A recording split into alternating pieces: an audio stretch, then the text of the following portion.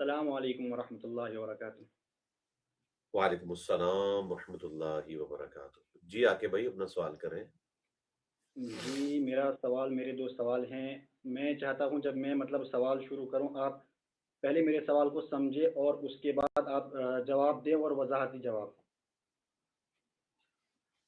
جی میرا پہلا سوال ہے کہ آپ نے اپنی تفسیر کے دوران جب سورہ آل عمران آیت نمبر 49 پڑھی تو آپ نے اس کا ترجمہ کیا، تفسیر کی، اور تفسیر کے دوران آپ کے حضرت عیسیٰ علیہ السلام جب معجزہ تھے وہ لوگوں کو زندہ کرتے تھے، تو جن لوگوں کا کرتے وہ اسی وقت مر جاتے تھے، وہ اس لیے ان کو زندہ کرتے تھے تاکہ یہ بتا سکے کہ میں اللہ کا نبی ہوں۔ تو مجھے چند کتابیں میں نے پڑھی، جیسے تفسیر ابن کثیر، تو انہیں لکھا ہے کہ حضرت عیسیٰ علیہ السلام نے 4 لوگوں کو ایسا زندہ کیا کہ انہوں نے کچھ مدت زندہ ہو کر دنیا میں رہے اور ان کی اولادیں بھی ہوئی۔ اس کی سند کیا بیان کیا حافظ ابن کثیر نے؟ تفسیر ابن کثیر میں سورہ آل عمران کی تفسیر میں لکھا ہوا ہے کہ حضرت عبداللہ بن عباس رضی اللہ تعالیٰ عنہ فرماتے ہیں کہ حضرت عیسیٰ علیہ السلام نے 4 لوگوں کو زندہ کیا، اور وہ چاروں لوگ بہت مدت تک زندہ رہے اور ان کی اولادیں بھی ہوئی۔ یہ جو بات ہے یہ کہاں پہ لکھی ہوئی ہے؟ تفسیر ابن کثیر اور تفسیر قرطبی، جن کا مصنف امام ابو عبداللہ محمد بن احمد بن ابو بکر ہے۔ جی تو قرطبی تو بھائی 7ویں صدی ہجری میں ہے اور ابن کثیر 8ویں صدی ہجری میں۔ یہ 800 سال کا جنگل جو ہے یہ کیسے عبور ہوگا؟ ابن عباس تو 68 ہجری میں فوت ہوئے ہیں۔ یہ جو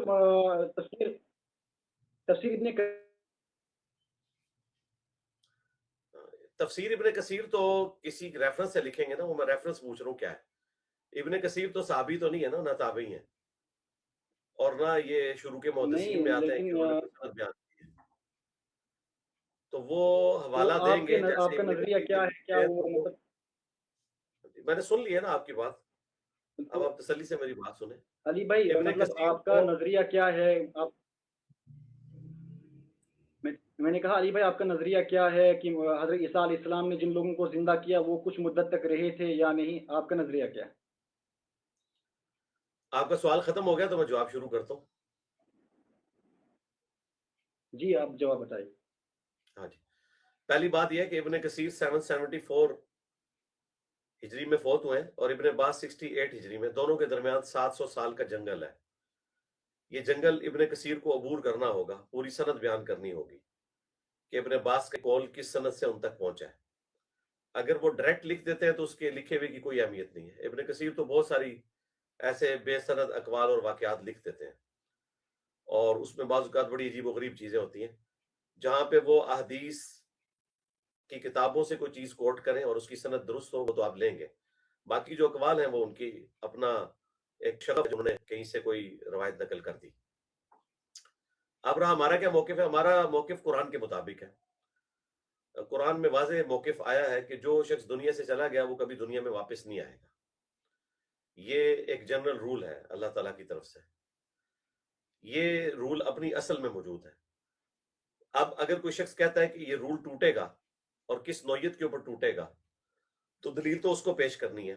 قرآن تو صرف کہتا ہے کہ وہ اللہ کے اذن سے مردوں کو زندہ کرتے تھے۔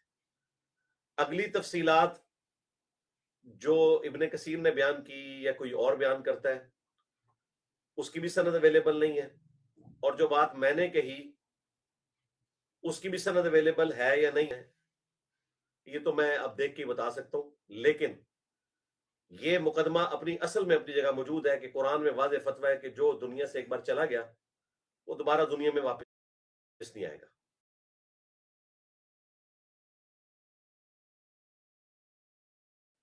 تو اس یونیورسل ٹروتھ کو سچ مانتے ہوئے میں نے یہ موقف اڈاپٹ کیا۔ بعض لوگوں نے یہ بھی لکھا ہے۔ اب دونوں طرف کے اگر اقوال موجود ہیں تو جو بات قرآن کے مقدمے میں بیٹھتی ہے ہم نے اس کو اڈاپٹ کیا۔ اصل چیز یہ ہے کہ عیسیٰ علیہ السلام کا مردوں کو زندہ کرنا وہ معجزہ ہے جو قرآن میں رپورٹ ہوا ہے، اس معجزے کا انکار نہیں ہو سکتا۔ اب وہ مردہ 1 دن کے لیے زندہ رہتا تھا، 4 سال کے لیے زندہ رہتا تھا، اس کی کوئی اہمیت نہیں ہے، کیونکہ قرآن تو اس پہ خاموش ہے۔ اس کے بعد تو تفسیر میں اقوال ہی ملتے ہیں نا۔ ہمارا مقدمہ قرآن سے ثابت ہے کہ جو شخص دنیا سے چلا گیا، سورہ یاسین میں اور سورہ واقعہ میں وہ دوبارہ دنیا میں نہیں آئے گا. ٹھیک ہے. تو عیسیٰ ابن مریم کے لیے اگر اس نے گواہی دی تو وہ دنیا میں واپس نہیں آیا، بلکہ ایک وقتی طور پر اللہ تعالیٰ نے ان کے ذریعے ایک مردے کو زندہ کیا، نہ یہ کہ وہ دنیا میں واپس آیا. تو ہمارا مقدمہ قرآن میں موجود ہے، اس لیے ہم نے اس موقف کو اڈاپٹ کیا. آپ کو یہ اچھا لگتا ہے آپ لے لیں، آپ کو نہیں لگتا آپ کوئی اور لے لیں. رہا معاملہ احادیث کا، تو احادیث میں اس طرح کی کوئی تفصیلات ہمارے علم میں رپورٹ نہیں ہوئی، بخاری میں، مسلم میں، ابو داؤد میں، ترمذی میں، نسائی میں، ابن ماجہ میں. لیکن قرآن کے مقدمے میں وہی بات بیٹھتی ہے جو میں نے بیان کی ہے. اپنا دوسرا سوال کر لیں. علی بھائی، اصل میں جو آپ نے ابھی باتیں کی تو ان میں سے ہی ایک بات میں آپ کی خدمت میں عرض کرنا چاہتا ہوں. تو مطلب کہا جاتا ہے کہ اگر مطلب دونوں سائڈ سے دلائل چیک کیے جاتے ہیں، اگر ایک سائڈ سے پلڑا باہری ہو تو وہی دلائل لیے جاتے ہیں. جیسے ابھی میں نے نام لیا ابن کثیر، قرطبی وغیرہ، تو یہ تو ہمارے یہاں یہ کتابیں معتبر ہیں، معتبر کتابیں. آپ کے وہاں بھی معتبر ہوں گے، ہمارے یہاں بھی معتبر ہیں. تو دوسرے سائڈ سے آپ کے پاس کون سی کتابیں، کوئی دلائل وغیرہ موجود؟ ابن کثیر نے اس کی سند بیان کی ہے بھائی. جی، ابن کثیر میں موجود ہے، یہ سورہ آل عمران کی تفسیر میں. نہیں یار، میں نے اتنی لمبی گفتگو کی، آپ ذرا دوبارہ سن لیجئے گا. میں نے کہا تھا ابن کثیر میں اور ابن عباس میں 700 سال کا فرق ہے. وہ 700 سال کی سند بیان کی ہے انہوں نے. ابن کثیر نے کس سے سنا ہے؟ نہیں 700 سال کی سند نہیں. ہاں بس، تو بے سند قول ہے نا. ابن کثیر کا کہنا، مودودی کا کہنا، میرا کہنا، کسی کا کہنا، وہ برابر ہے اگر وہ بے سند ہے. ہمارا مقدمہ قرآن پہ بیٹھتا ہے. اگر آپ کو ایکسیپٹیبل ہے تو لے لیں، نہیں لے تو چھوڑ دیں. اپنا دوسرا سوال کر لیں. جی، میرا دوسرا سوال یہ ہے کہ میں نے آپ کی ایک شارٹ کلپ دیکھی تھی، پوری ویڈیو دیکھی تھی، اس میں وہ شارٹ دیکھا تھا کہ آپ نے کہا کہ حضور صلی اللہ علیہ وسلم جب جہری نماز پڑھایا کرتے تھے تو آخر کی جو 2 رکعتیں ہیں ان میں بھی کچھ نہ کچھ الفاظ بلند آواز سے پڑھ لیتے تھے. تو آپ نے مطلب کہاں سے یہ دیکھا، کہاں ملا آپ کو یہ حدیث؟ بخاری مسلم میں موجود ہے یہ. بخاری، میں نے بعض بخاری اوقات مسلم میں ہمیں بہت تحقیق کی لیکن مجھے نہیں ملا. نہیں، بخاری مسلم میں موجود ہے کہ نبی الاسلام جو تلاوت کیا کرتے تھے بعض اوقات اسے اونچی آواز میں پڑھتے تھے سرن نمازوں میں، تاکہ ہمیں پتہ چل جائے کہ آپ کون سی سورت کی تلاوت کر رہے ہیں. یہ بخاری مسلم میں موجود ہے.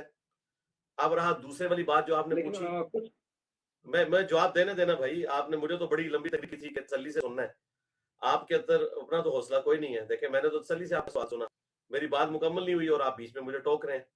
میری بات مکمل ہی نہیں نا ہوئی. میں تو آپ کا مقدمہ سمجھ لیا.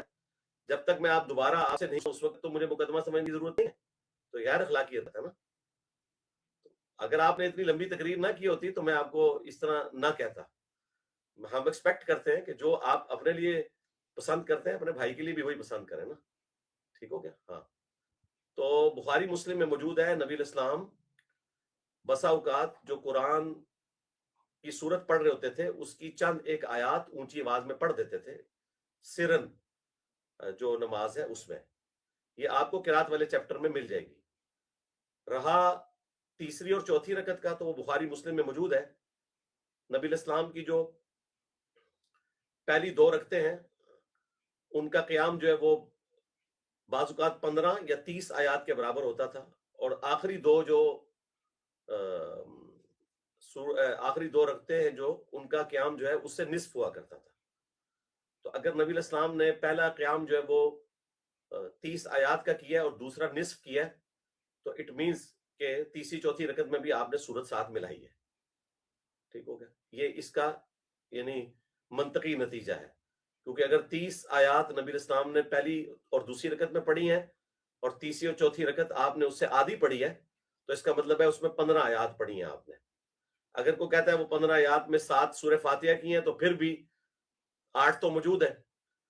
لیکن جو صحابی ہیں وہ بتانا یہی چاہ رہے ہیں کہ فاتحہ کے بعد 15 آیات پڑھی ہیں. یہ صحیح مسلم کے اندر حدیث موجود ہے. آپ قرات والے چیپٹر میں جائیں، میں نے کئی ویڈیوز کے اندر اس حدیث کو باقاعدہ ڈسپلے بھی کروایا. ٹھیک ہو گیا؟ چلے، آپ کے 2 سوال ہو گئے. اب آپ پکچر بنوا لیں.